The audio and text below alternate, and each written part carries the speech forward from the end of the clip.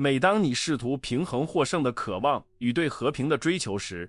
你是否感觉到内心正在发生一场内战，存在一种无声且腐蚀性的恐惧，即通过拥抱斯多葛主义和接受命运的想法，你实际上是在签署退出成功竞赛的辞职信。你看着你的财务目标，看着你渴望建立的帝国，并想知道平静是否只是自满的代号。这种怀疑是残酷的。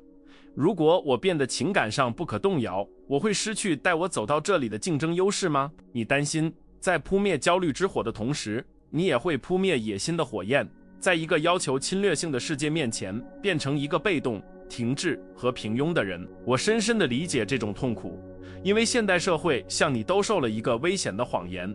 情感痛苦是高绩效的强制性燃料。你生活在一个反应性混乱的状态中，失眠是一种奖杯，慢性压力被混淆为职业奉献，你的头脑杂乱无章，从一个担忧跳到另一个担忧，虔诚地相信如果你放松对每个细节的神经质控制，一切都会崩溃。你感到精疲力竭，不是因为体力劳动，而是因为背负世界的重量。担心斯多葛哲学是一个拉起的手刹，而你最想要的是加速。你想要古人的智慧，但不愿意在这个过程中失去你的斗志。今天我们将摧毁这种矛盾，并提出将焦虑的业余爱好者与至高无上的征服者区分开来的最终解决方案。我现在要交给你的不是一份放弃的邀请，而是一种为最大操作效率而设计的思维技术，被历史上最有权势的人用来统治帝国和积累财富。我们将便利5个基本原则，他们将重新构建你的世界观，消除今天破坏你结果的情感摩擦。在我们开始这场转变之前，我要你在军团中占据你的位置，并坚定你的承诺，留下你的点赞，订阅频道，并在下面立即评论这句话：我指挥我的野心。这样做是作为一种公开声明，表明你已准备好采取行动。我们需要首先去除斯多葛主义的学术标签，并将其视为它的真实面目，一种最大化操作效率的工具。哲学的存在不是为了扼杀你的野心，而是为了净化它。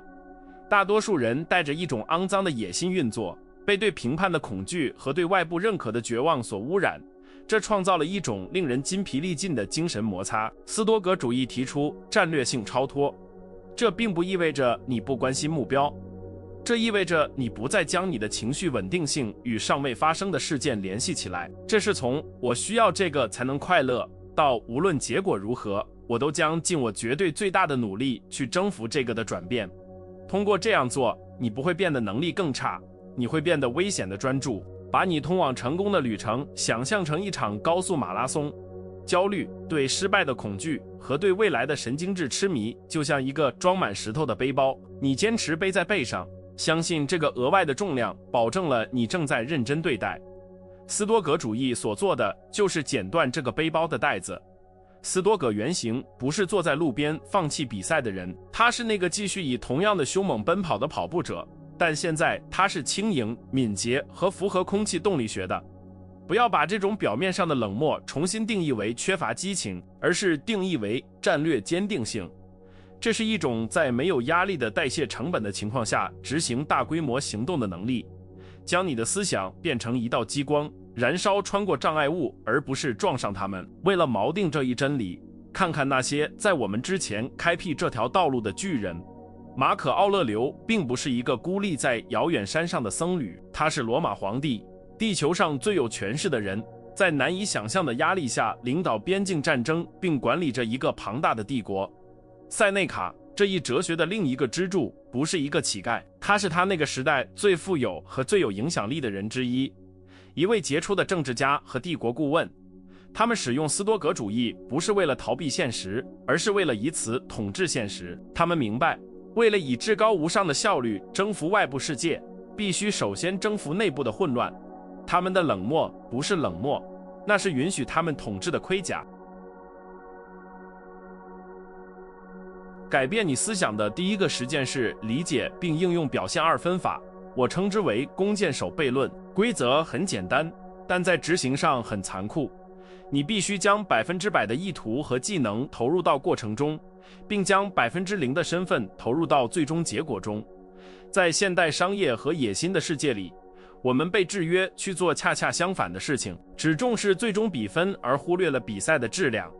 社会说，如果你达到数字，如果你签下合同，如果你赢得奖项，你才是一个成功者。这创造了一个分裂的头脑，你的注意力分散在你现在需要执行的任务和一个你无法控制的想象未来之间，产生一种不可避免的降低你当前表现的焦虑。这里的内部冲突是发自肺腑的，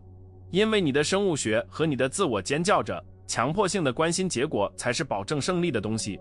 你觉得如果脱离结果，你将失去获胜所需的火，认为对目标不在乎可以让你更频繁地击中它，这是反直觉的。你的头脑试图说服你，担忧是一种控制形式，一种你向宇宙支付的预付款，以确保事情按计划进行。但现实是，担忧只是对你精神能量的一种税收，一种注意力的泄露，让你的手在关键时刻颤抖。试图控制不可控之事是灾难和平庸的完美配方。为了形象化这一点，想象一下斯多葛弓箭手，他选择最直的箭，检查弓弦的张力，以毫米级的完美调整姿势，并将视线集中在目标上。所有这一切都在他的绝对控制之下，这就是他的野心和卓越所在。然而，在他松开弓弦，箭离开弓的那一秒，结果就不再属于他了。一阵风可能会使箭偏离，或者目标可能会移动。如果弓箭手在瞄准时紧张、祈祷或因为害怕失误而颤抖，他就会在系统中引入不稳定性。绝望的想要击中的紧张正是导致他失误的原因。大师级弓箭手射击，甚至在箭击中或错过目标之前，他就已经处于平静状态，准备好下一支箭了。这一原则的实际应用将你从无法承受的负担中解放出来。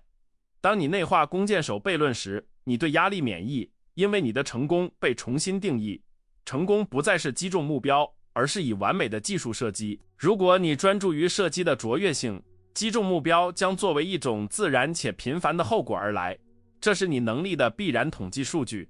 但如果你只关注目标，你会忘记姿势并失误。通过采用这种心态，你不再是未来的奴隶，而是成为当下的主人，以一种你的竞争对手被利润焦虑蒙蔽双眼，永远无法复制的冷酷和外科手术般的清晰度进行操作。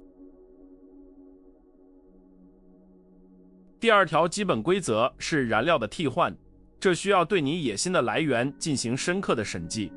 该规则规定，你成功的长久性和规模直接取决于推动它的能量质量。你必须将恐惧和不安全感的肮脏能量换成美德和目标的清洁能量。你认识的大多数有野心的人，甚至可能包括直到今天的你自己，都是靠肮脏的柴油奔跑。对贫穷的恐惧，迫切需要向父母证明什么，或者对同龄人的嫉妒，这在短期内有效。恐惧是一种强大且具有爆炸性的动力，能够让你熬夜工作，但它具有腐蚀性，它会摧毁引擎，也就是你，留下倦怠、痛苦和生存空虚的有毒残留物。内部冲突的产生是因为恐惧似乎是迄今为止推动你前进的唯一忠诚朋友。你害怕，如果你治愈了你的不安全感并停止感到不够好，你将失去征服世界的意愿。存在一种根深蒂固的限制性信念，即幸福会产生自满，只有不满足和受折磨的人才能建立帝国。放弃愤怒或对外部认可的需求，听起来像是放弃自己的职业生涯。你的头脑质疑，如果我在内心已经感到完整和被认可，我为什么要早上5点起床工作？这是自我的陷阱，将病理与动力混淆。把这想象成一个陈旧、嘈杂且污染严重的内燃机与一个核聚变反应堆之间的区别。内燃机恐惧需要不断的外部燃料注入，并产生让你窒息的烟雾。核反应堆目标和卓越以安静和清洁的方式由内而外产生几乎无限的能量。塞内卡，罗马最富有的人之一，并不是因为害怕贫穷而积累财富，他积累财富是因为他有能力，因为他将财富视为行使美德和影响力的工具。他以清洁能量运作，他不需要金钱来知道他是谁。而且矛盾的是，这种缺乏绝望的需求使他在赚钱和管理金钱方面比贪婪者好得多。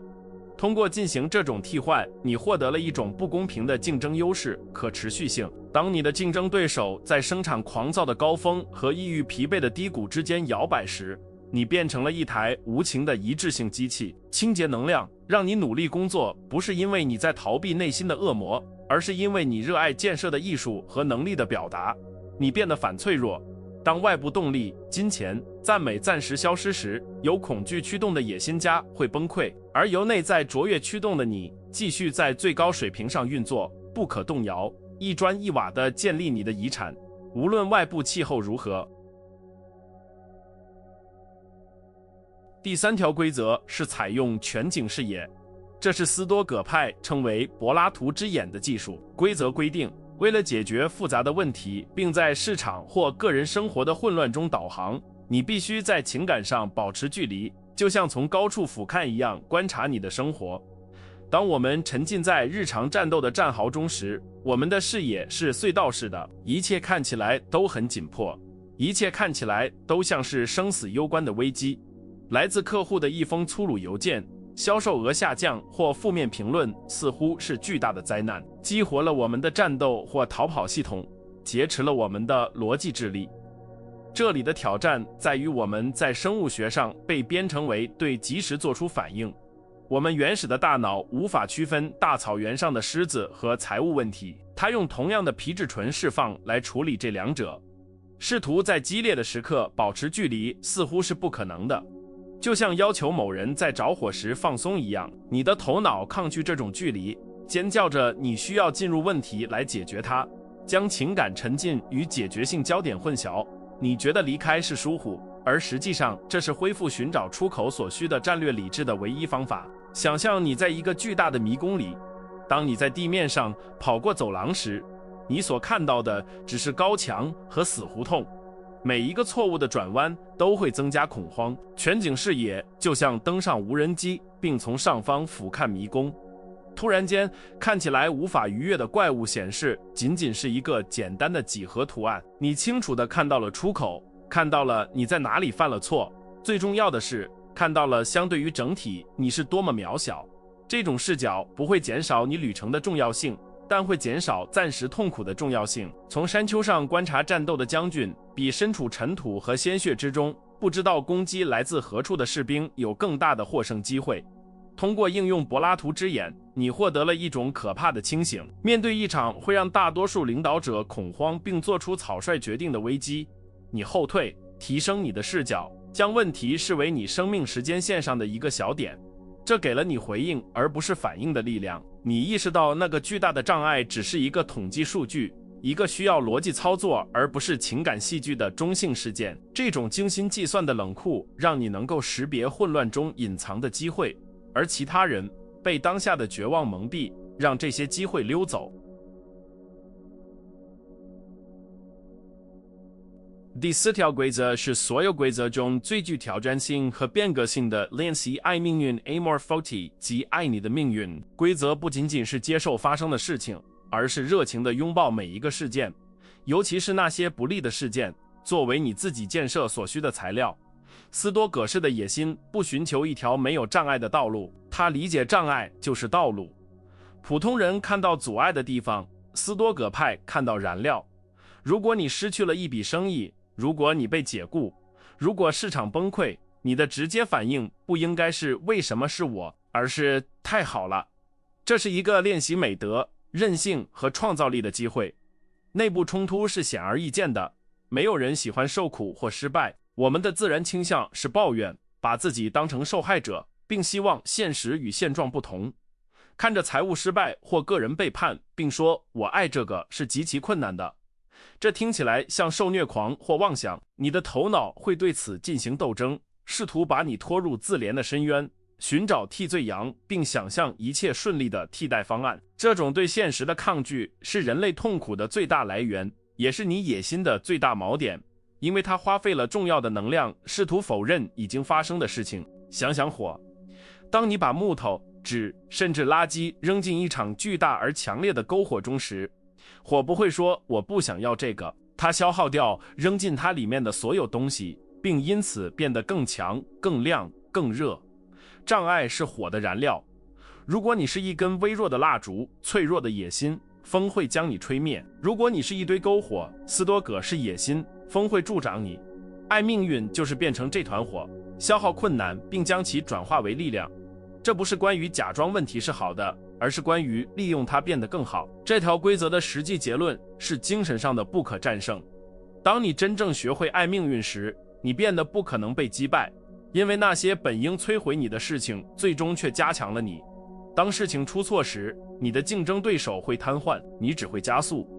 你不再害怕未来，因为你知道无论未来带来什么，你都有炼金术般的能力将铅变成金。这种自信不是来自于知道一切都会顺利，而是来自于知道即使一切都出错了，你也会没事，并且你会利用废墟建造一座更大的城堡。第5条也是最后一条规则是外科医生精度的应用。它规定你的情绪强度应该与情况的重要性成反比。在高压和巨大赌注的时刻，野心受到极限考验，情绪是噪音而不是帮助。规则要求你完全将感觉与做分开。真正的斯多葛是野心，不是坐在沙发上做大梦，他是以那些只是在洗碗的人的手腕稳定性来执行大规模、复杂和危险行动的能力。这是通过战略性的意志、戏剧性来实现非凡事物的常态化。这里的冲突在于我们被教导伟大的时刻需要伟大的情感。电影和书籍向我们展示了英雄在胜利前尖叫、哭泣和绝望。我们认为，如果在大型演讲或谈判之前不紧张，那是因为我们不够在乎。但生物学告诉我们恰恰相反，颤抖的手握不稳手术刀，跳得太快的心脏会失去精准射击所需的呼吸节奏。对犯错的恐惧创造了错误的自我实现预言。你的头脑会试图说服你冷酷是不人道的，但在危急情况下，过度的人性是低效的。想象一位外科医生正在为病人的大脑做手术，他拼命想救那条命，这是他的最高野心。但如果他让绝望、对死亡的恐惧或悲伤占据他的双手，他就会颤抖。如果他颤抖，病人就会死。为了真正的富有同情心，为了实现他拯救生命的野心，他需要暂时冷酷，他需要忘记那里有一个有家庭的人，只看到需要修复的组织、神经和血管。他需要将生命的复杂性降低为一系列完美执行的技术程序。通过在你的职业和生活中采用外科医生的姿态，你达到了效率的顶峰。你进入高层谈判时，没有吸引掠食者的恐惧气味。你基于逻辑和数据做出投资决策，而不是基于狂喜或群体恐慌。无情绪的大规模行动允许你在需要做的时候做需要做的事，不管你对此感觉如何。你成为一个无情的执行者，不是因为残忍，而是因为纪律。正是这种在其他人都被感情瘫痪时采取行动的能力，将使你处于你选择主宰的任何领域的等级制度的顶端。现在你手中握着完整的地图。从焦虑的业余爱好者到至高无上的征服者的旅程，不是运气的问题，而是一个深思熟虑和日常的选择。你已经看到，不受控制的野心只是一个复杂的自我毁灭机制。但受斯多葛纪律调和的野心是一股不可阻挡的自然力量。世界充满了拼命想要奖品的人，但他们拒绝掌握过程的冷酷，继续背着装满石头的背包奔跑，筋疲力尽且痛苦不堪。然而，你现在掌握了清洁燃料的秘密，你知道你可以成为你自己头脑的皇帝，以外科医生的精确度和大师级弓箭手的战略超脱来执行。变得对你的竞争对手危险且对世界有价值。但要小心，因为没有适当应用的知识只是智力上的虚荣。如果不立即被有形和真实的承诺所巩固，你现在感到的清晰度将像烟雾一样消失。在这个视频结束的确切时刻，外部世界将试图把你拖回反应性的混乱中。你的动态消息会用廉价的干扰轰炸你。你的旧习惯会低语说担心比用这种新的冷酷行动更容易。为了拒绝这种回归平庸，你需要用鲜血和钢铁标记这一时刻。你必须在沙子上画一条线，明确区分10分钟前的你和现在正在成为的你，拒绝环境受害者的旧身份。因此，我邀请你进行你的第一个主权野心行动。这不是关于取悦算法，这是关于行为心理学和自我肯定。通过公开承诺此内容，你正在向你的潜意识发出信号，表明你是重视深度高于噪音的精英少数派的一部分。在这里订阅不仅仅是点击一个数字按钮，这是加入一个致力于通过内心平静寻求真正力量的思想军团，这是对你未来自我的一张信任票。如果你真的准备好将这种哲学作为大规模建设的武器，并抛弃焦虑的生活，那么现在就让你的存在为人所知且不可否认。为了封存这个契约，并证明你不仅仅是个人发展世界的游客，我要求最后2个纪律行动。首先，社会证明大多数人在半途而废，他们没有伟大所需的注意力能力。如果你还在听我的声音，你就是抵抗力量。在下面留下一条评论，只说我坚持到了最后，这将作为我们军团其他成员的灯塔，展示谁真正拥有持久的力量。其次，让我们用一句力量咒语来巩固今天的课程，不要不留痕迹地离开这个视频。评论这句话，没有什么能动摇我的帝国。以此提醒自己，从今天起，你的头脑是一个主权领土，外部混乱无权进入。点赞视频以支持使命，与那个唯一需要醒来面对生活的朋友分享。最重要的是，去应用你所学到的东西。智慧只存在于行动中。